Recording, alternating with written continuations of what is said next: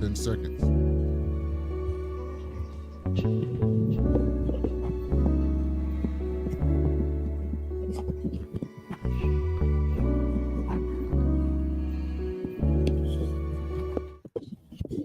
Welcome back to the We Was Watching podcast. I'm your host, Brandon. I'm your other host, Chanel. And we are back to talk about The Chair Company, episode 2 of season 1. But before we get into the episode, if you're listening to us on Apple Podcasts or Spotify, leave us a review. If it's 5 stars, we'll read it on the show. You can also email us at wewaswatching.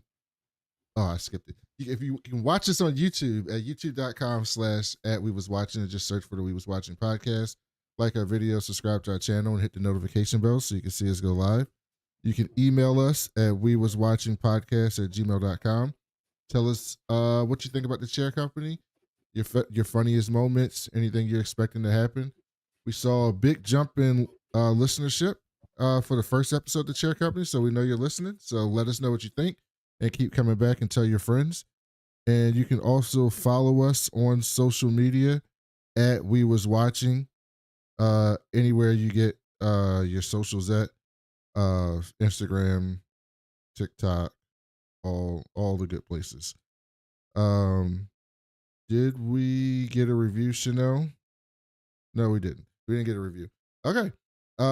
So before we get into the show, we need to talk about what we've been on. Don't watch me, don't watch TV. Chanel, what have you been watching the last week?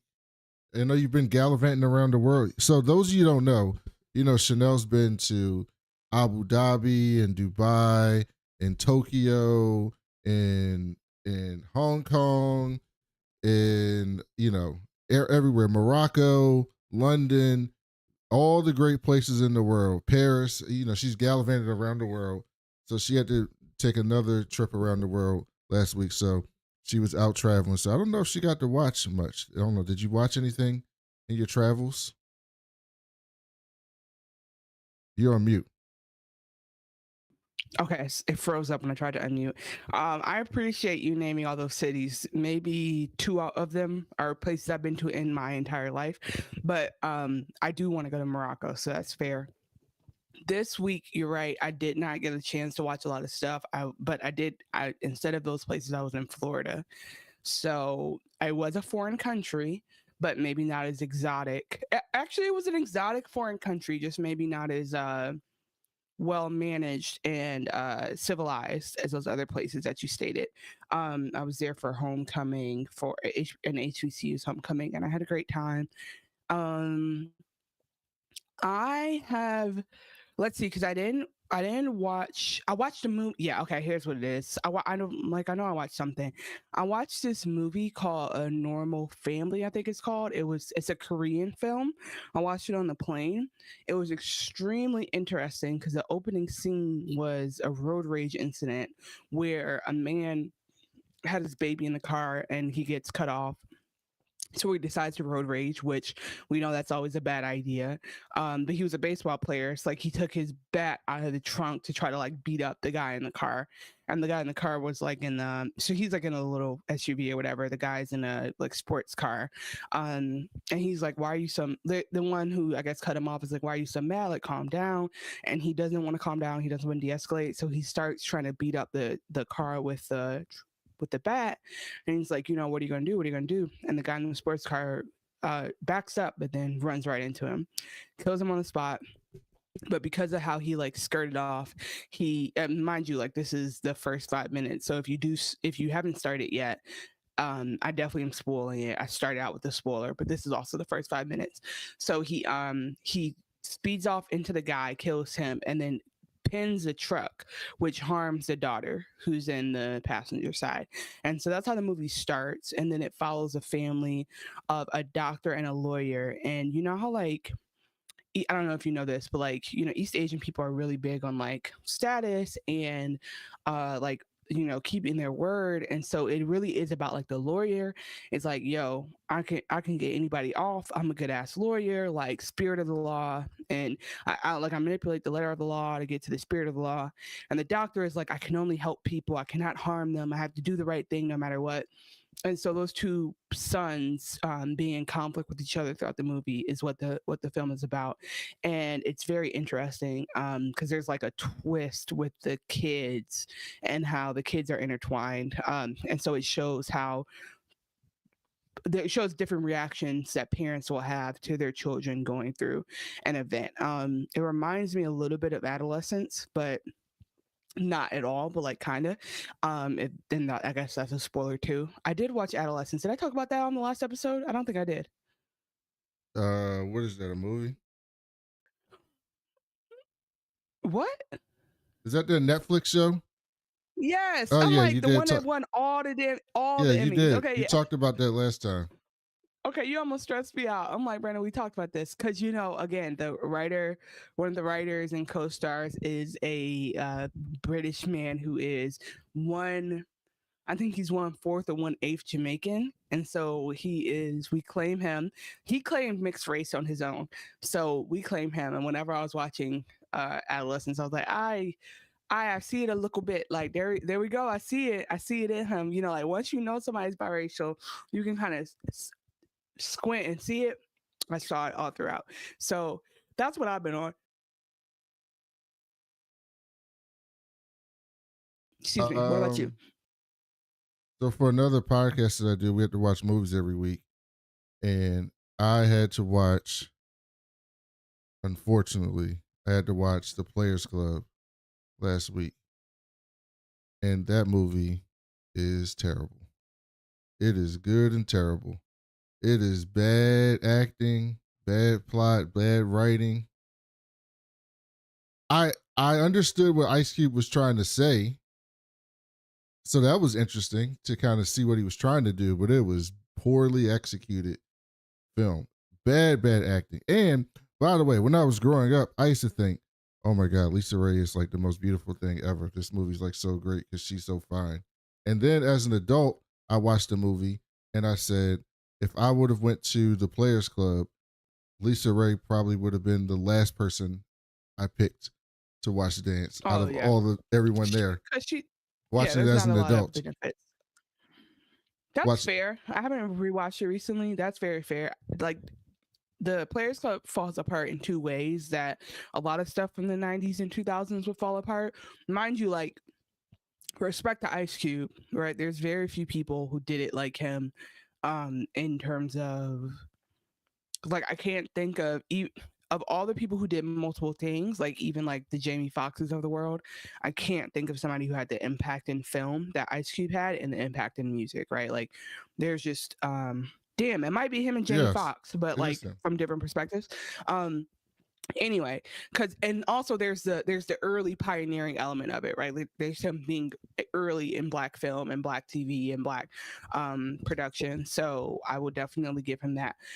Here's his two things that he did wrong. One, and this is something I hate about movies of that time. One, like he said, they let a light-skinned girl with a good figure, with a voluptuous figure be the lead. Acting accomplishments. Yeah, but that was my point. He was like the least voluptuous person there when you watch it as an adult. Oh, but even then, it's like at the time though, like the stereotype around Lisa. I mean, Lisa Ray is a beautiful woman, yeah, she is. And she has like a very good attitude. Like I could see her going to the audition and kind of like being a sweet bully to everybody. She was not a good actress, and kind of being like at the time. Yeah, but I could see her being like, I'm gonna do this role and be like, okay, yeah, you can, like, because she's kind of like unaggressively bullying you, and when she talks, so I could give her that. The other issue they have is like I think there's gratuitous violence against women that I don't really think is always necessary, and that's something that I think happens a lot in film that I just don't need to see. Like I just remember when I rewatched it in the last couple of years, like I was like, oh, this is like we can imply this differently. Like it just doesn't have to be this violent or this upsetting. That's the thing. When you watch it, I don't ever want to say it's needed, but I see what he was trying to say. He was trying to, watching it now as a much older, because I haven't probably watched it in 15, 20 years. So I was a much younger person when the last time I watched it. I'm watching it as a much older person, and then as someone who has gotten progressively into like movies and writing and all that stuff. Um, he's trying to tell the story of he's trying to say that like it's nothing wrong with someone going into a business that people look down on. And so he's trying to say like there's nothing wrong with going into the stripping business, but within these quote unquote shady industries, there are people that will try to pull you down and try to take advantage of you because the industry allows it. It's kind of what he was showing because he's like, it's what he was trying to say. And then it was interesting because he's also trying to say that like dudes are terrible because almost every man in the movie except Jamie Foxx was terrible, but they were all presented as terrible. It wasn't like he was trying to present them as good guys but they were actually bad. They were all presented badly. And then the best quote worst part of the film, which is also I talked about on that show, was also like sadly way too uncommon. Was there was a scene where Lisa Ray's cousin Monica got assaulted at a hotel party, and one, they didn't show it. They did the psycho thing where they like you hear it but you don't see it because they shot from the outside of the room. They closed the door when everything was happening, so you didn't actually see it, but you could hear it, which almost makes it worse, which is the whole point of what they did in Psycho way back when they couldn't show that stuff. But that scene was sneaky important to me because all the guys that were there for Junior's bachelor party were outside, and they walk to the door and they hear this thing going on, and they all look disgusted, right? They all look disgusted, like this is bad, but none of them do anything to stop it. They just leave. They just go, "Oh man, that's messed up," and I'm leaving this. This ain't cool, and they just walk out. Which is to say that like there's a lot of men that are in the position to like stop something, and even if they don't agree with it, they don't take the next step to like do something about it, and they let it happen and they leave.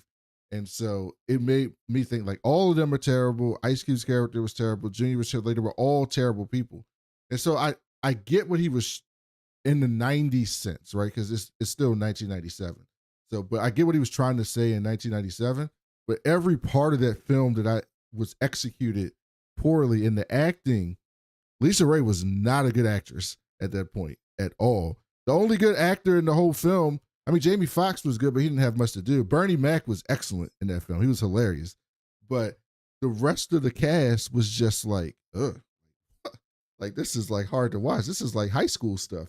Yeah, I mean, Brandon does prefer to watch men act and doesn't really enjoy women on screen. There weren't that many women on the screen. Adele was, I mean, not Adele. Yeah, Adele Givens was good, but they gave her like 12 lines. Yeah, no, I exactly what you're just saying is what I'm trying to say, just with more fuzzy details. Like, I think you're able to grasp that message because of who you are as a person coming to the movie. I don't know if the message is clear enough walking away, and I don't know if like there's a clear enough call to action, because I think like there's too many men who would watch that and not put two and two together that movie is about them. And I feel like that's the only thing that I think you got to be careful with using violence against women as a plot device, and like not driving the point home enough to where you're just being exposed to the fact that this happens, but not really like compelled to change your life after watching the movie. And I think that's a high bar to raise, and that's why I think people should be way more aware of using sexual assault as a plot device, because it can be it's a very thin line between like gratuitous and call to action, life changing, like, oh man, I never realized it this way. Like, yeah, because I think if you give most men a chance to distance themselves from something, they will. So it's kind of like I don't know, it's random, but it's kind of like the boys. Like you said, sometimes it's way too on the nose, and sometimes it has to be on the nose, or else people are gonna be like, "That's not me. That's somebody else," because I'm not like that. So unless it like spells it out and like leaves breadcrumbs, Yeah, like this is you, you need to do better. Some people might be like, "Oh man, that sucks for her and for them," they did but that I in the scene. I They don't. had Monica she was super drunk in the club, and Ice Cube Hmm. and the other dude. She comes over there. She's like, y'all want to dance? He's like, hell no, we don't want no dance. You're drunk. Like, leave us alone. And then she was like, you want something else? And then they got all excited and they trying to take her to the car. And Lisa Ray shows up and she's like, she's not going to go. Say, I don't want to go. And then she says, I don't want to go. And then Lisa Ray says, see, she said no, so let her go. Right? It was like so on the nose of like, she said no, so let her go. But it was Hmm. like, so it was trying to say these things. It just was not done well because it was Yeah, 1997 and it was not it was poorly written and badly acted. So exactly. No, but exactly. Like I feel like if what I'm trying to say is if Ice Cube did more in film about like women's experience in hip hop, he'd have more grace from me in this present moment. But now that it's been 30 years, and I can say he went on to do like family movies and didn't really touch this topic again in music or in art, I'm kind of like, all right, what was the point of you bringing it up if you're not going to make a big deal out of it, like in your well, I career and think if that you like have the at that platform? time I would have expected a movie about strippers to be like, look at them, like they don't care about their body, they're less than. In the movie, her parents knew she was stripping. In fact, her and her parents had this is funny. You probably don't remember this, but she leaves her daddy's house, her mom and dad's house, and basically gets kicked out, but she basically says, I'm leaving. Because she gets in a fight because she wanted to go to an HBCU, and her daddy was like, you're not going to no HBCU. It's a nice, good school upstate that wants you in. Why the hell you want to go to that nigger school? Like, that's how it started. And so she has a falling So out. stupid. She has a falling out with her parents. She starts stripping, and then she rekindles with her parents. And so her mama and her daddy know that she's stripping, but she's going to school at the same time and know that she's stripping. And that's when they got cool.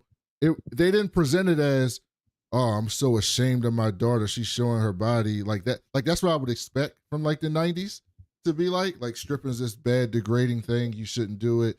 When in fact, what he was trying to do is to say it's not degrading.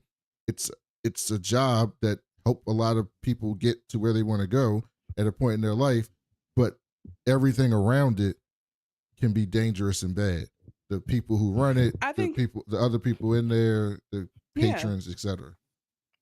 I mean, I think that almost, anything is about that, right? Like how this job is just this, but the people around it make it shitty. Like, you say the same thing about industry almost. But I think, Yeah, um, exactly. But that's a much yeah. better show. And so Yeah, with that said, I totally agree with your take. I think that in general, it was bad. I'm not giving out, I'm not giving Ice Cube the grace, and now that I'm looking back on his career. So like in terms of the debut of that all and the early career like intentions there, strong, but I'm just really sensitive to sexual assault implications or scenes and shows and what the use of them are, because I think that like it needs to be really, really implied, or else you're using it to get an emotion and not really using it to call to action outside the film. And then it's just like something that actually does become desensitized for the viewer. And I think people are just don't think about that enough. Like, um, sexual assault scenes really like stick with me and stay with me. And it worries me that sometimes it doesn't for people. So I'm just thinking, like, in the grand scheme of things, did he go on to like be an advocate for sex workers, or did he go on to do anything about sexual assault? Like, no. And so that's why it's a little bit disappointing to me that like he included that just to speak on it and then didn't really take any agency as a man who can do something about the culture of do something about great culture, like, because the truth is, like, if you at all had an awakening as a millennial in the last 10 plus years and started to recognize like, oh, a lot of stuff is really like not about women's consent at all, and like we don't know consent, we were not taught consent the right way. Like we're taught consent is something that's like kind of optional, or something that's quite like that is, it can be okay for consent to not be said out loud because like it's implied. And unlearning all that is very important for our generation. And I think that like more people who talk about sex openly in their art need to be putting the politics of better sexual practices in it, and they need to be held accountable for that, because you're still molding somebody's, because somebody saw that before they experienced it in real life, you know what I mean? And like people need to really take that responsibility seriously. So I might be being harsh on him, but I'm saying that to somebody I who don't has a think you're being platform. harsh at all. I think it's just Yeah. a product of his time in a way. Because Right. everything And that I'm you saying the said, nigga like had just 30 years since then. So everything that you said, is like none of that would have happened for any movie in 1997. Like any topic, sexual assault, murder, immigration, well, it's like unless it there's was a nothing. woman, right? Like but women have been doing things like that for a long time without the resources and without the platform. So I In the feel like I 90s, hear you, but women directed movies, a lot of them were gratuitous in too. general, I think that women have been taking their art and their platform and putting them together and taking them seriously for all of history.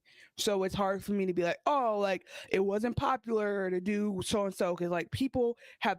My point is, gangster rap pushed the boundaries of polite, acceptable society, and we're like, hey, this is a part of life that white people don't recognize, and we're going to legitimize it. So I'm just saying, if you could go out hard for gangster rap, you can go hard for consent rap, and you could go hard for like women deserve respect, and you can go hard for women deserve equal rights. Like all of those are pushing societal norms at that point, but you only want to do the one that advances misogyny. All right, we can move on because I'm gonna get on another tangent. But yeah, Players Club, It's okay. an oldie, and an okay, not a goodie necessarily, but an old and okay, No, not okay. Bad. an oldie and a baddie, an oldie and a baddie. Then Not we'll a give good it that. movie. And you know what we got to watch this week? I think you'll be interested in my short feedback next week. We had to watch, what was it? The Best Man. You ever seen that? Yeah, it's been a minute. Those are movies that like my sister and them would be watching, and I just would maybe not pay attention to. But one thing about me, I grew You up. see I that? was a Y'all '90s heard that, baby. right? Y'all heard that, right? Chanel's never seen The Best Man. I've seen The Best Man, but I'm this up. Let me finish. One thing about me, I'm not overly nostalgic about the '90s. Like I was there. It was cool.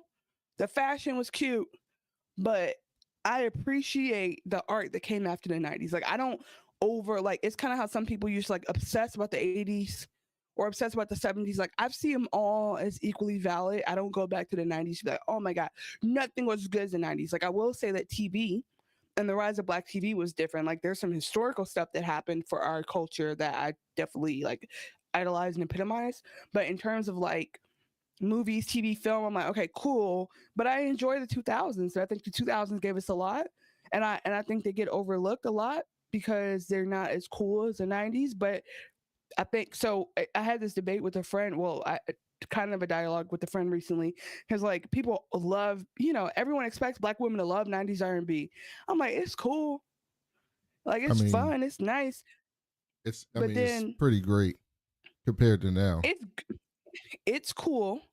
I'm not talking about 2025. I'm talking about 1990. I'm just saying, as a whole, I and that's the thing. That's might be how my brain works different. I don't go, oh, it's trash now, or it's different now, or it's all synthesized now. So therefore, that's the best. Like it's like it all stands alone for me. The point is that when I was on my road trip, to Florida. There was a 4-hour drive, one way involved. So it was an 8-hour drive involved, and so my sister played a 90s R&B playlist, and I was like sleep. But then I put up the 2000s R&B playlist, and I said, oh, it's not that I don't like R&B. It's that the era that people want to act like the only time R&B came out is the 90s is No, not 2000s was resonating to good me. too. R&B ended like 2000s was great. 12 years ago. So that's all I'm getting to, is that all these movies that came out when I was like a jit and very young, like I appreciate them, but I never was pressured to like go back and rewatch them to be caught up. I think a lot of people went back to like people my age who were not age appropriate for those movies went back to watch them and like idolize them because everyone said they were so good. I watched them. I don't idolize them though, because I'm like, there are movies that came out in my day that are just fine, and I can put up next to those movies. Like there are classics, but like Black creators existed in 2000s as well. All that to say, Best Man is cool. Best Man's cool, but I'm just now the age, and maybe this is my like disassociation. In my mind, I am 22. But In you're my not. head, I'm 22. And when people are talking about marriage and kids, I'm like, why would we be dealing with these issues so early in life? We don't need to deal with these right now. And so the idea is that the people in the Best Man are probably younger than me. And in my mind, I'm like, what are those old people talking about? I I mean, can't relate. maybe back in the 90s though, Being cheated on with someone you have kids with? Oh, can't the way relate. they Never cast experienced it. people is kind of hard to tell. They kind of hard to tell.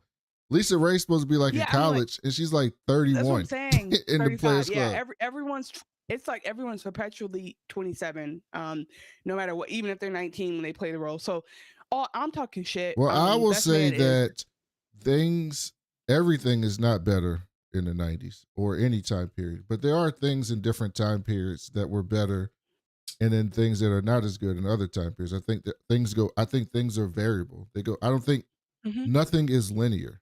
I don't think anything is Right. just like it just gets. It's like how people talk about racism. It's like they think racism just goes like this, when in reality it goes up and then it goes Yeah. down. There's It too goes up many and it factors. goes Yeah, down. it's like it's rarely apples to apples. I will say though, for Best Nothing Man, is linear. So like I think 80s action movies are peak action movies. terrible. Not because they're the Not good. best written movies, but because they are what it redefined a genre of everything else came after that was based on the success Oh, you're of one of those those. movies. So like You're one the of those. movies we got in the 90s and the 2000s of action movies were all based off of the structure that was created in Rambo and Predator and Terminator and Die Hard and all those 80s movies. It was all based on those structures of movies. And so that's why they're seen as the best. Although in the 90s and 2000s and 2010s, there's been better from a film perspective action movies, but they're all based on that archetype. So that's kind of how it goes. It depends on what you and it depends on what you wanna like prioritize in your oh my God, what's the word? It depends on what you think is important in terms of what makes something good. Exactly. So I totally understand what you're saying. I just want to say though, for Best Man, I do want to acknowledge amazing cast. Amazing cast. When you look at some of these movies and you see longevity of these actors, you're like, wow, like they're, Black Hollywood was doing something back then. And the Best Man went on to do sequels that gave us some of the best moments. Like I think Taye Diggs in Anything is iconic, but Taye Diggs is like scenes when he catches her cheating are timeless. And then the meme of, brother, do you need some money? That's been used across all generations. That came later in like not Best Man Holiday, but I think it may be Best Man, but one of the sequels. So there's some iconic stuff happening in Best Man. And if I'm getting my cast wrong, if that's another Black movie, and No, I don't you're know right. it, don't Taye tell Diggs me. is in it. Okay. Morris Chestnut, Nia Long, Sanaa Lathan. Yes. And let me tell you something. But you just named two men, still fine. Still Taye fine. Diggs? Still Is Taye Zach. Do you Diggs ha- still fine? Yes, and I he's haven't seen hilarious. him. Taye Diggs is funny as fuck. Taye Diggs is hilarious. That is. Do you have my Zaddy drop ready or no? No, I'll get it ready next You know time. how my Zaddy alert? Zaddy, that's a Zaddy alert right there. Taye Diggs, still really? look good. He's hilarious. He's so funny. His TikTok is one of the funniest TikToks in the world. He's like, he gets comedy. He would love Curb. Like if you, Malibu's like, Most wanna know. Wanted. Yes, but like and better. He should have been in Curb. The fact that Taye Diggs wasn't in Curb is like a crime to humanity. And then also Morris Chestnut still looking good. He doing that medical drama on TV. He just got renewed. Like I think the only person who maybe had his issues was oh my God, man, what's his name? Terrence Howard. Terrence Howard. Morris Chestnut looks exactly the same. The same. That man, God, him and weird. Pharrell go to the same doctor. No. I mean, Terrence Howard still looks good. He just had a moment where like he had a perm or something.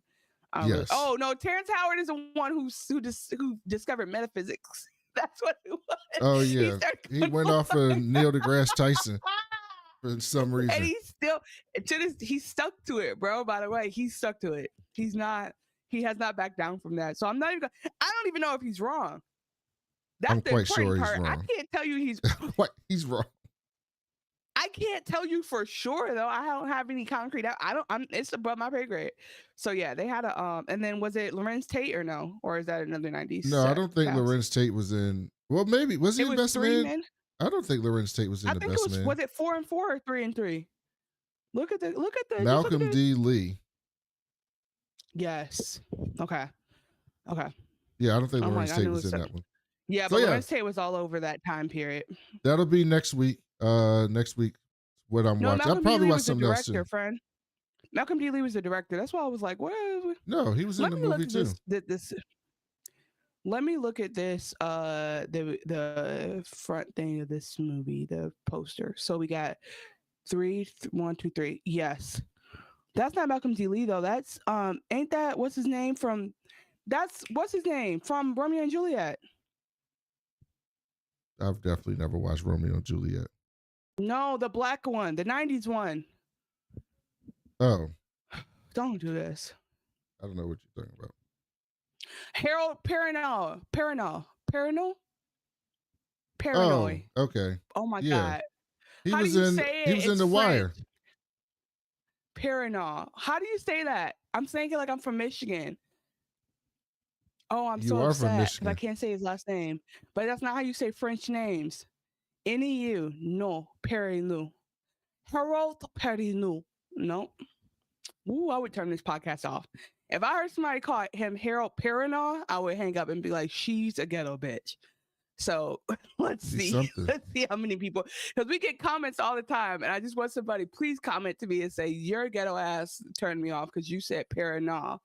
Like he's from Inkster instead of Perrineau. So we're gonna And you know what's funny? timestamp My name is French. French. My name is French. I'm saying like Oh, French. I thought you Chanel is a said French name. Okay, that's enough of that. I We're am gonna from the timestamp Frenches. to 31 minutes where we get into the episode. So let's get into this recap. Once upon a time in the projects, yo. You should By the listen way, to if that you're song, here- by the way. Once upon a time in the projects. It's fucking funny. I'm sure I've heard it. I would say, I just want to say this. You know, I try to be on the socials and advertise this show. Like I try to pop in and be like, oh, y'all talking about Cherry Company? Check out what we was watching. I think that a lot of the fans of Tim Robinson, like I told you, it's like a cult following. They're going to expect us to come in here and just like, guys, whoa. And they're going to be a little bit thrown off that we are a black ass podcast that has like a whole black culture dialogue in the beginning. And Why I hope would they that you be thrown stay. off by that? People are all the time. Remember how we would have people like, just talk about the show. No one gives a fuck how your day was. You know, we'd have that. Yeah, but I don't I'm think just that's a hoping that black people- thing. Because let me tell you something. Sometimes I have listened to a podcast called Cerebro. It's done by this gay dude who loves X-Men. And Stop advertising other shows. I don't care. I like the show. And sometimes he'll spend like 20 minutes because sometimes he'll have like writers who did comic books and stuff like that. He'll have them on to talk about this character. Every episode's like about a character. And so he'll spend like 20 minutes talking to this, or 25 minutes talking to this comic book creator about like other stuff.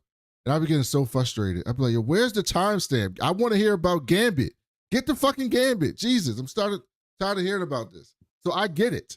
I get it sometimes, which is why I got to do better by putting the timestamp in there. But most people, I think they like that about us. No, I agree. It's so valid to ask for timestamps. I'm just saying, imagine if you came thinking you're going to get two random people, because Brandon and Chanel are nondescript names, right? Maybe Chanel could be a white girl or not, right? You don't know. You get on this podcast and we're talking about the Players Club before we get into the Chair Company. There cannot be two more dichotomous dialogues. And I think that's what's beautiful about this show. And I just want to invite people to have a seat, enjoy yourself, watch with us, you know what I mean? Go with the flow. You can skip around. if you really love us, do what I do and just let this shit play out. You know what I mean? Just like put it on, don't stop it. Just like put your phone down, go do work in another room. Just let our episodes play all the way out so we can get credit for that. But in general, we appreciate you guys being here, especially for the new crowd. Because as someone from Michigan, people do not expect me to integrate into the Tim Robinson comedy group the way that I do because of what I sound and look like and where I'm from. But we're right on the edge of both worlds. We really are. Like we can operate in the overlap of Curb and Chair Company and in the overlap of Ice Cube and Best Man. And I think that's a beautiful space to be in. And if you could mark that, I'm gonna use that as an advertisement. But what time is it? 3:36? 35. 35. Okay, bet. So this episode is called New Blood. There's 5 Rons now. I don't understand these fucking names. Okay. I need to warn you about something I forgot. Okay. There's the Tim Robinson sphere is integrating into this show. There are bits that have been in I Think You Should Leave, his sketch comedy show, that I'm seeing in the first 2 episodes, and they're going to be random elements to you and to me. I'm fully aware that this is a thing. So like the I think there's 5 runs now is referencing the members club he signed up for. And that's a whole thing that's had like multiple skits on I Think You Should Leave. So the shirts, you notice he went to a shirt store? Yes. Remember I sent you the Dan Flashes sketch about the shirts? Yeah, I actually watched it. Did I tell you I watched it? I know you did. Thank you. Yeah, and you said you don't get it. And so No, the point is I that didn't get it at all. the point is that this is gonna be stuff. And so anyone who's like a big fan is like, oh, he's doing it. He's doing the shirt. He's doing the Dan Flashes thing. He's just like a ridiculous motherfucker. That's all it comes down to. And I think he's just making fun of that guy from the Midwest that I feel like I understand and know. But anyway, yeah. So the there's 5 runs now was the text that he got in the group text once he joined the membership club, like immediately, and they started blowing his phone up. That was one of the texts on the phone. There's 5 runs now. Okay. I didn't even see that. All right. So this starts at Ron's house. Stupid. And Barb wakes up, but Ron is not there. He's outside running. And he's running, get some exercise, and then this woman starts running behind him, and he's getting nervous because he remembers the other day. He thinks this woman's coming after him. And I think it was last night. I think last night his ass got pipe dreamed. He got hit in the head. And so he's kind of having PTSD, and then the woman gets up close to him and then just jogs past him. She's just outside jogging. And I will say his acting in this moment, like him acting nervous like a dad, and then him like calming down and trying not to seem awkward, that was very good acting. It was very good. And so then he gets a text, and it's from his wife, and she's like, Ron, come home right now, exclamation point. Ron thinks something bad happened, so he rushes back home, busts through the door, like, honey, darling, what's going on? What's happening? What's going on? And she just sit there. He's like, what's happening? And she's like, Natalie wants to change the wedding venue. And he's like, what the fuck? Like, what? He's like, I thought somebody hurt you or somebody's about to die. Like, what are you talking about? She literally says, like, SOS, code red, get to the house immediately. And yeah, I'd be mad too. Nat comes down and he's like, absolutely not. And Nat says, I didn't think y'all would have been like this. I wanted y'all to talk to Tara's parents because you were good at talking to people. And can you do it for me? The venue, the changes, I don't know if they were at like a church or something before, but now they want to do it at a haunted barn. Yes. And that's objectively not a great. No, like, it's a you know horrible what? Let decision. your weddings are like Burger King. You could definitely have it your way, but I do think that I don't have to come. If we like put stuff into a bowl and pulled out scraps of paper, that's the only way I would come up with haunted barn as like my wedding venue, because there's no way. But you know what? There is a girl out there who loves Halloween that bad that's her dream wedding venue. I'll give it, like, just like the people who want to get married in a Disney castle. There's something for everybody out there. So he says, all right, honey, I'll do it, because he's a sucker for his daughter. And he has a bandage on his head. says like, "I love you. I'll do anything for you." He says the perfect dad stuff, and this is why whatever is gonna happen in the show breaks my heart because you could tell he was potentially a solid guy, like he's potentially a great dad. So the fact that I know somewhere somehow he's gonna disappoint the fuck out of all his kids, probably miss the wedding or something. Like he's gonna do something terrible, and it's made worse by the fact that his kids love and respect him at this moment. And he has his wife notices the Band-Aid on his head, so he makes up a lie that like somebody brought something to work and accidentally hit him on the head, and he was very upset about it, and he told him not to do this thing.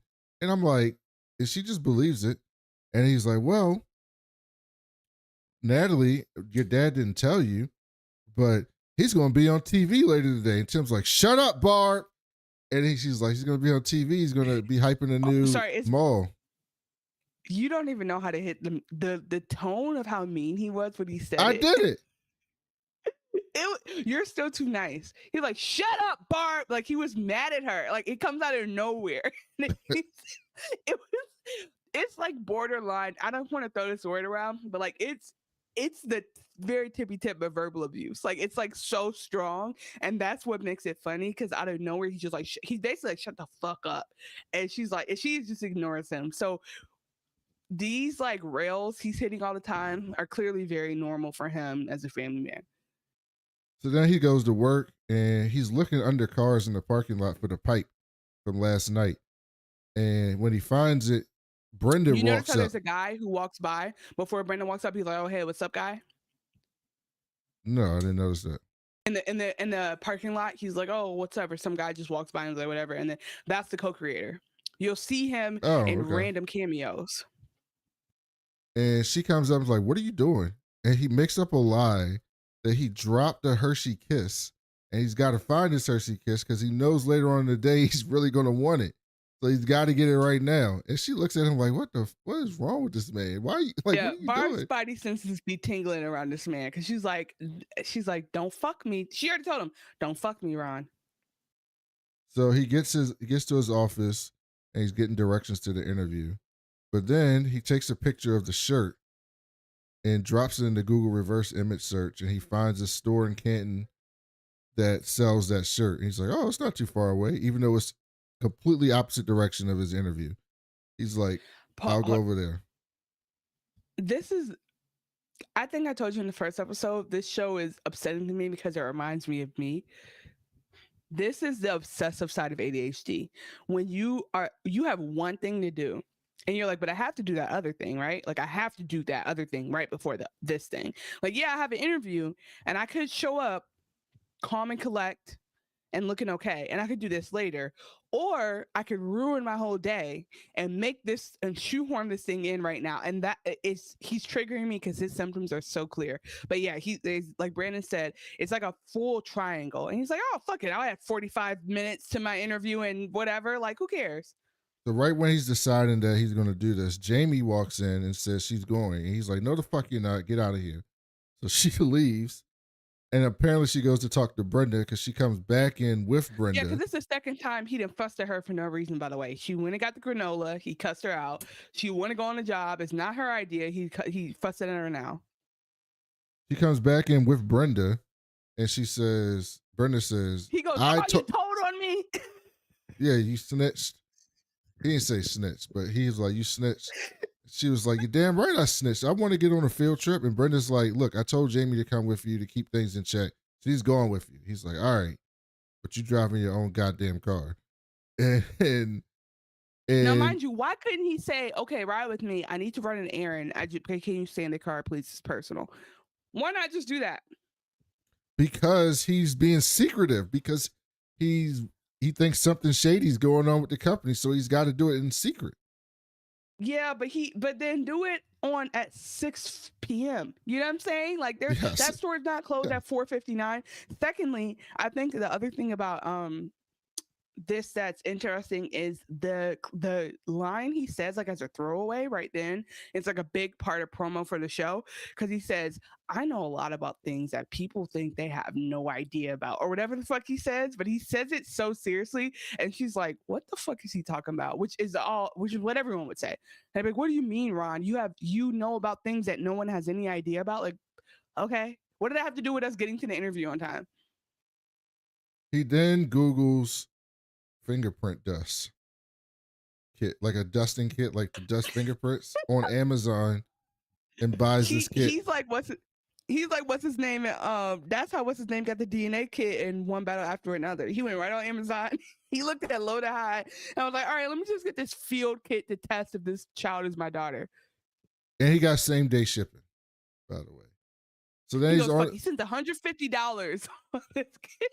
Yeah. Which this was maybe one of my favorite bits in the episode. It's so stupid. He's riding to his interview.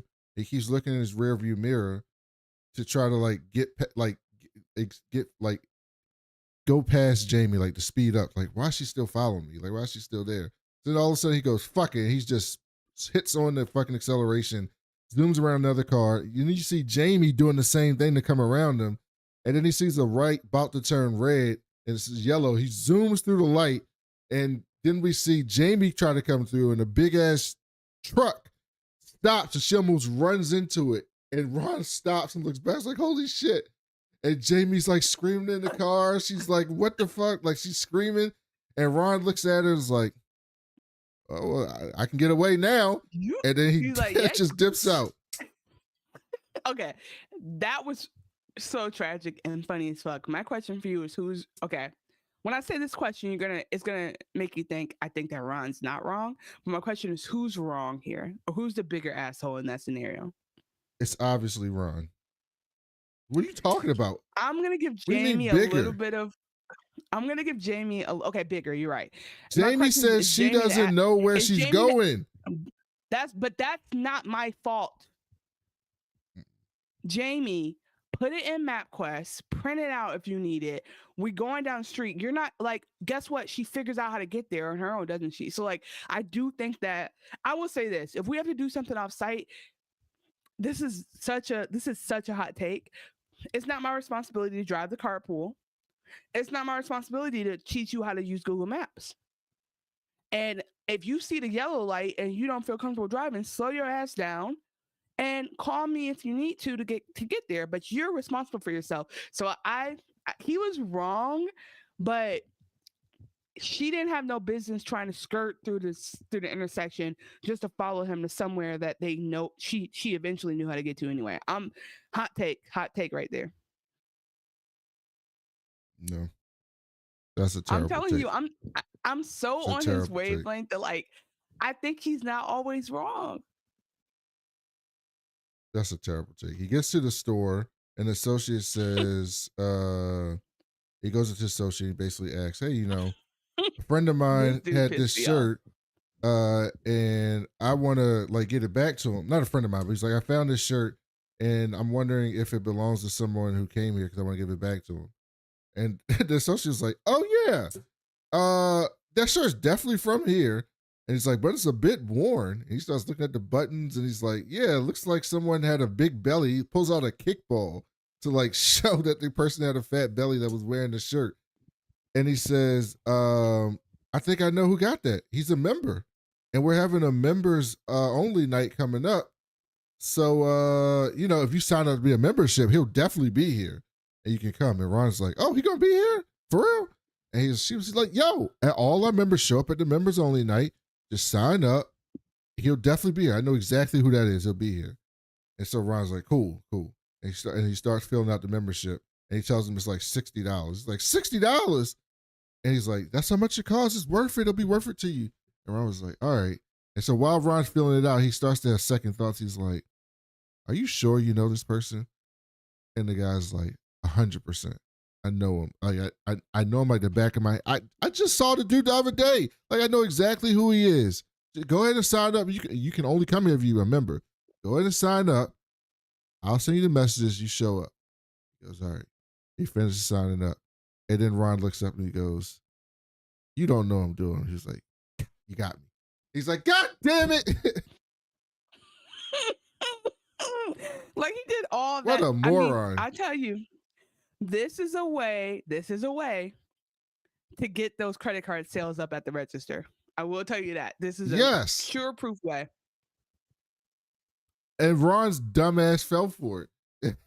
So then Ron leaves because he's mad. He just spent $60 on some bullshit, and uh, he gets to his interview, and he gets there, and Jamie is like completely distraught, just like freaked out, upset, angry. Ron goes up to her, and she's like, Ron, I'm not so sure you didn't do that shit on purpose. He's like, no, it was a complete accident. Like, I promise you, it's a complete accident. I didn't mean to do it. And so he goes to do his interview. And she goes, you saw me. He's like, oh, that's the best part. It's him acting like, it's him being like, oh, what? Mhm. You had an accident? And her be like, you fucking, we made eye contact and be like, oh, I know he's wrong, but he's so wrong that it makes me laugh. No. I said he's so If y'all wrong listen that to he the makes me show, laugh. this should not surprise you because she spent an entire season defending Harper Stern. So defending Ron, I mean, that's easy. He's so wrong it makes me laugh. I didn't say he's correct. I didn't say he shouldn't be beat up for it. I'm just saying that made me laugh because the acting of like, oh, what? Have you never done that? Have you ever known someone's coming at to pretend like you didn't know? Like Yeah, your I life have. depended on it? Okay, that's what's so funny about it because it's such a fucked up situation for him to be like, what? That it tickled me. And so anyway, he goes to do an interview. Mind you though, he's late for the interview. That's what pissed me off. I'm like, Ron, get it together. Like, tighten up, Ron. But apparently he nails the interview because we never see it. They just cut away that's what from I'm saying. it. It's just these random things that work out, and I'm like, all right, look, this is how he's able to still devolve into madness because he's still getting his job done somehow. So later that night at home, Ron gets his fingerprint kit. Did I read this wrong? Or was that a toy fingerprint kit? It was fake, right? That's why it's hilarious because it wasn't. Okay, so he spent $150 on this kit that I'm sure I could go back and look. It looked like a legit, like, okay, I don't know whose lab you're supposed to send it into, but fingerprinting is like you put some dust on something so that it shows the pattern. You get tape to preserve the pattern, and then you analyze it because everyone has one fingerprint. This motherfucker gets a little bowler hat that's like solid plastic, like you can't put it on your head, it can't go on a pet, it's just stupid. A brush, a fake like ink thing, or not ink, like a powder thing that doesn't open, so it's completely toy set that he paid $150 for. Like, yes. That's the joke, and that killed me because he's like, oh, he's so frustrated, and I was like, this is me getting frustrated because I ordered the wrong thing, and be like when that cord came and my mic wasn't working, same frustration. And so he sees a little hat, and his son comes in, and he's like, look, I got you this hat. And his son, because he loves his dad, he was like, oh, I think I know about these. Thank you, Dad. I appreciate it. And he takes the hat and leaves. So after that, he starts to get like all these emails from the membership club, like beep, beep, beep, beep, beep, just one after another. Immediately, He's freaking out. blew his shit up. He deletes them all, and then he gets one more email, and it's from HR. And HR is like, we need to talk tomorrow. It says upskirt, Amanda. And upskirt, Amanda. Why would that be the subject? And then upskirt is not the subject that HR needs to be. It needs to be like incident on the thing or discussion about what. It should not be Amanda upskirt. This is the issue. This is so stupid. So then we get this scene. Well, I know this seems silly, but it's just a formality, HR stuff. Yeah, I know. It's totally fine. I understand. Okay, good. By the way, Brandon's about to get us banned to the Shadow Realm because he keep playing HBO shit. That's right. I'll stop when we get monetized. Is there any way that you doctor the chair so that it would break and allow you to look up Amanda's skirt and see her underwear? What kind of question is that? I mean, again, you can. This is one time where you have to defend Ron. Yes, like, Ron is absolutely correct here. This is like, ridiculous. What do you need? I know he's trying to make a commentary on like sometimes HR and stuff can go too far with shit. Like, I mean, I think it's worth the conversation to say like, it's worth a conversation to say like stuff to be in. This is like a high level concept, but I do agree. Like to be in community, stuff happens. Awkward shit happens. Like people mess up. I don't think that means that like women should be comfortable being assaulted because they're in community with men. But I do think that like stuff happens when you're around people, and figuring out the grace and how to move forward with that is one thing. And so if she feels like she needs to accuse him for peace, okay, cool. But I think because we know this situation, he's making it seem really ridiculous. But in another situation, if somebody saw my skirt and I did jump back and they still saw my skirt, I'd be like, how are we gonna handle this? I guess. I feel like it'd be weird for the HR to ask me, did I make the chair break on purpose? That would kind of make me want to walk out the fucking meeting. I'd be like, all right, No, this I is agree. this I is not agree. serious. But I think in this situation, I think that's her accusation that she had in mind. So it's like, if she's the one who experienced it, her accusation is like, okay, let's deal with it. Let's deal with it directly. Let me ask you straight up, did this happen? But yeah, the lady doesn't use any of her common sense around this. But you know what? Matt Lauer had a button in his office to lock people in there. So yeah, there is somebody who would break a chair and fall in front of the whole company just to see up a skirt. That's the problem, is the sick people that men don't police that You would make have it to worse know for the that guy who's she making a would random be the mistake. one right next to you. I get what you're saying. This is ridiculous, which is why it's so funny. Look at his face. He looks so taken aback by this comment. Like, what are we talking about? But he doesn't make it any better. No. Great, that's what we thought. And you and Amanda have never had any prior romantic That's a legitimate question. involvement, any kissing or sex? I mean, not how she framed it, but it's a legitimate question. Kissing or sex? Hell. Mind you, Or they're exclusive blowjobs? to her. What the hell? Is it true, Ron, that you both attended the same high school? Now, I mean- what the fuck does that? What does that do with anything? And, Yeah, but then this is where he loses us. Yes. Went to the same school, but I didn't even know her. You didn't know each other? No, I didn't know her much at all. We were in completely different crews. She looked completely different. What does it matter that she looked different? She just looked different then than she does now. You know, she wouldn't have fit in with my crew. But she'd be okay in your crew now. No, she's like 50. What are we talking about here? Okay, we all know this was an Okay, accident. mind you, I need to see his crew. Who was his crew? What do you mean, crew? Was He it a bunch wouldn't of have fit white in his guys crew. doing improv? What was it? But what crew was it? I need to see. Does the crew look like what I think it looks like? Yes, it I'm looks like a fascinated by bunch the of fact that people you- like him. Because mind you, I went to high school in Michigan, so I can imagine the crew. And I'm like, damn, was there a funny ass Tim Robinson crew at my high school and I missed them? Because that sucks for me. But we just need to cover all our bases before the outside observer comes in next My week. God, Diane, is this really necessary? Yes, it is. You just need to watch this video, and then you're out of here. So now she's going to show him one of those HR training videos. So this one's called Peeping Toms. Peeping Toms. Oh my God, I'm not a Who's to peeping determine Tom. when a look is So now, did you look at this video? Look at how ridiculous this video is. Watch this. Very stupid. an accidental, mistimed glance or a premeditated leer. But look, watch his face. Sorry. From the innocent When the guy's laying down, you got his face here. He's like, oh, that's interesting. He's like, oh, that's interesting. to the extreme. Yeah, he laughs. That's the wrong. It's a gray area. Tough to prove. Sorry, pause.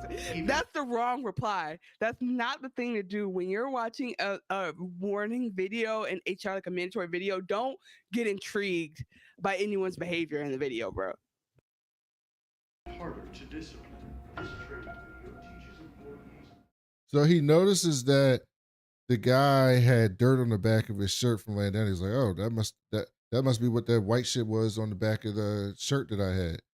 So he goes outside and he goes to like a back bushes area where there's some like white stones, and he finds like old food there from Jan's Cafe. He's like, I found your spot. And so he looks at the name of the food place, and instead of just going there, he grabs this man's leftovers box and takes it to Jan's Cafe. And it's busy as fuck in this restaurant. And this woman is so just stupid. Okay, sorry, this is another bit. People who act bad in restaurants is I think you should leave bit. I have to show you sloppy steaks. When we get off this, actually I want bonus content of you reacting to sloppy steaks. That's what I want. okay. When we finish this, can we just record? We don't have to put it on YouTube. I just want to record and I want you to pull up sloppy steaks. Can you do that? I can do that. You pull up, okay, yes. I just need to see you react. That's gonna make my night. Okay.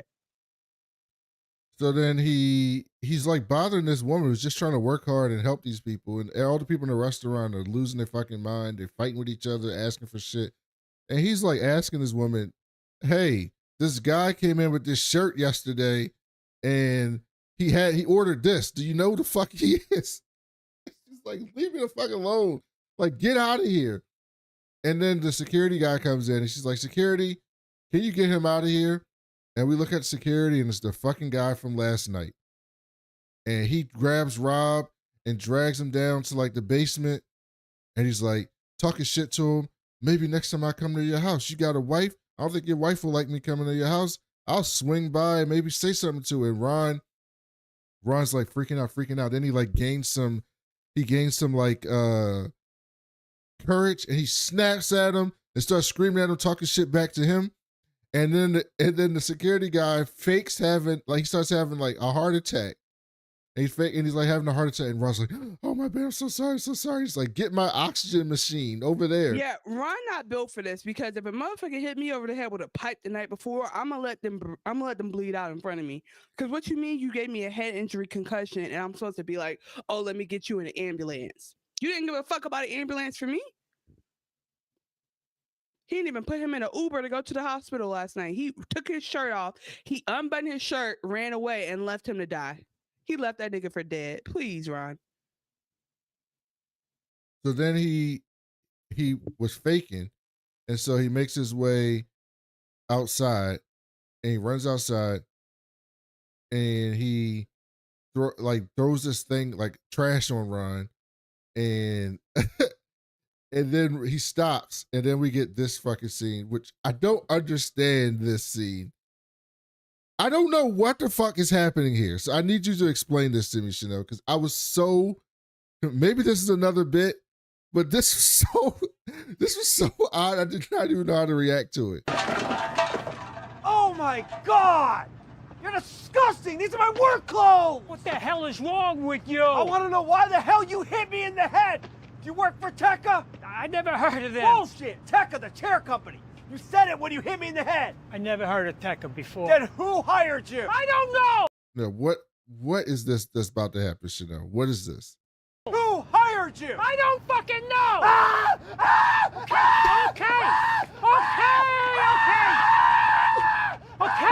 Okay. What is he doing? He does have a screaming fit from time to time. That is somewhat a bit, yes. That was more of a friendship bit. I can't think of the guy from I Think She'll Leave, but yes, sometimes he freaks out. What is that? I had no idea what I was watching. Look at this. This is so insane. What is this?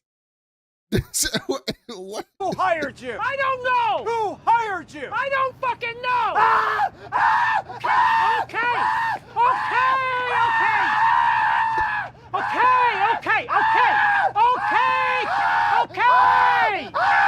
Jesus! Look, I got hired by some guy I never ever What met. the fuck He is wanted that? me to scare the shit out of you. I never even saw his face. They paid me jack shit. I gotta find the guy who hired you. I think his company might be doing something really bad. And I think it's hurting people. I think it might even be killing people. That's why I wanted to find you, so I could find them and I could stop them from hurting people. But I can't get anywhere. But I'm the only one. I'm the only one out here who knows they're doing something. And I think it might be quite awful. He's figured it out, Chanel. He's the only one. And so they go back in the basement and Mike gives him, he says, I'm going to help you. And gives him a burner phone. He has like a whole bag of burner phones for some reason. And he says, I'm going to call you when I find him. And he gets in the car. He starts drinking out of his water bottle, and then he goes home. So then the next day at work, Ron goes up to Jamie and apologizes for driving too fast. And Jamie's like, "Yeah, I don't know if I accept that." And he's like, "I see something dark in you, Ron, but I also see something bright in you. And you know what? Why don't you come to my new church with me?" And Ron's like, "What? Like, what do you want me to do?"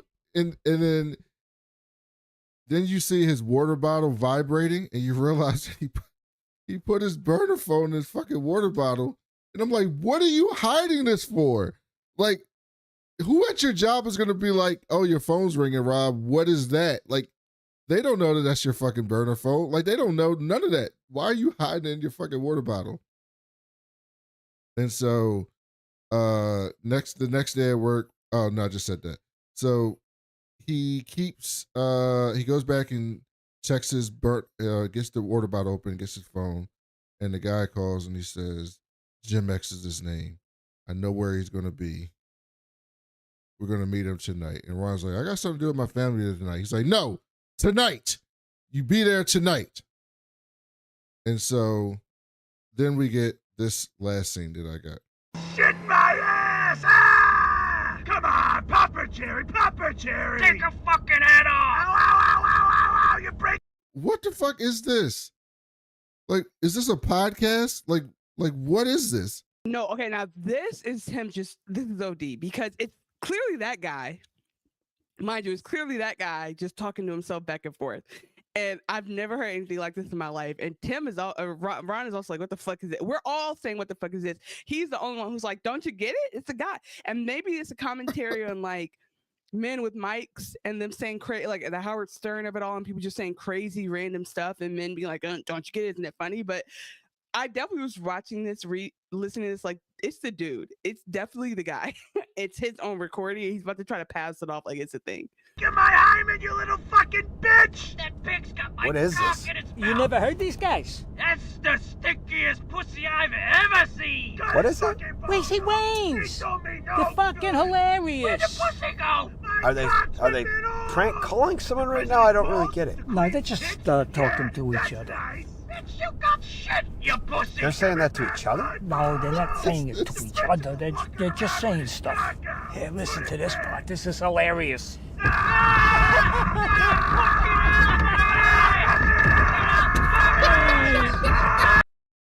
What the fuck is this? What is this show you have me watching? This is ridiculous. What is this?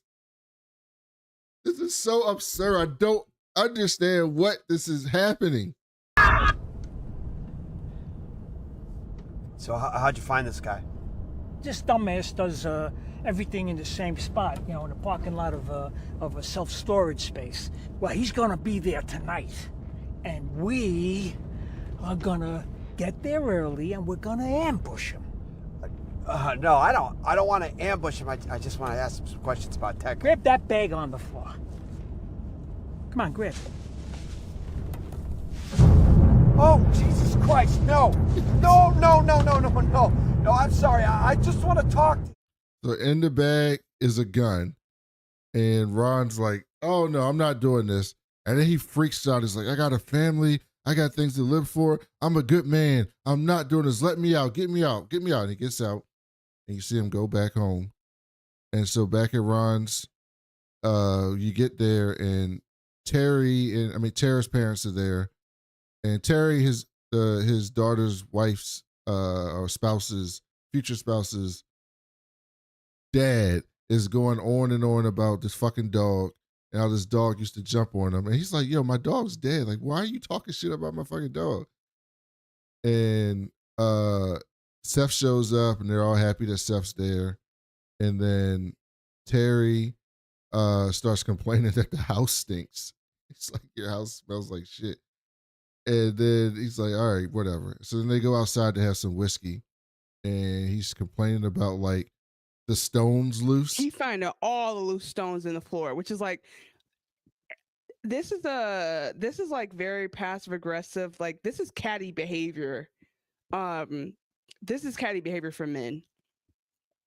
Yeah, he starts because kicking the stones this and is like shit. yeah, this is like ill. Dress doesn't fit you. This is what this is in his language because he's like, oh, your patio's fucked. Like you're basically saying you're not a man. Your house is terrible. He says their house stinks. Like we said before, like he's just really coming in with some terrible energy. And so when she was saying her partner's family needed convincing, I thought they might be like homophobic, but maybe they're just annoying. Like I can't figure out if it's one or the other. So then Ron says, let's talk about this haunted house wedding. Terry says, that's right. Let's shut it. We got to shut it down. And Ron was like, well, that's what I thought at first. But then he gives like this really adorable speech, like there's so much bad in this world and that it's a miracle that our girls found each other and they love each other and we do anything for our daughters. And Terry starts tearing up and Ron gives this speech and so like, let's go in and let's make this happen for him. And he agrees and he goes in and he gives Nat the thumbs up and she's excited. And he looks over at Seth and on his book bag, he has that hat that he gave him. He like clips it onto the back of his book bag. So he's like, oh, my kids love me. This is so adorable. And then he gets a text message on his burner phone and it's a picture of him coming from the corner. And he looks and he sees that the closet's open and he walks towards the closet. He opens the closet and then the episode ends. So you think somebody in the house? Why they in there playing Twister? No, there ain't nobody in the fucking house. I don't know what is happening here, but I don't think there's anybody in that damn closet. It might have been someone in there because the closet was right next to the door. So they might have snapped the picture and then left when nobody was paying attention. It could be that. It could be a camera setup. Yeah, like there's something, but I mean, he's deep in with whoever. So now we don't know who, we don't really know who hired.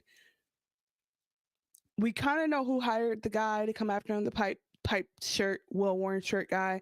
We kind of don't. We don't know how they're connected to Chair Company. We know that he's either somebody though connected to the Chair Company, to Tecca, is coming after him and wants him to stay away from it. So he's touched on some type of like umbrella company situation. Then we know he's a part of this membership club now for the shirt. So not sure if that has any bad actors in it, but now we have like two random entities that could unfold from here.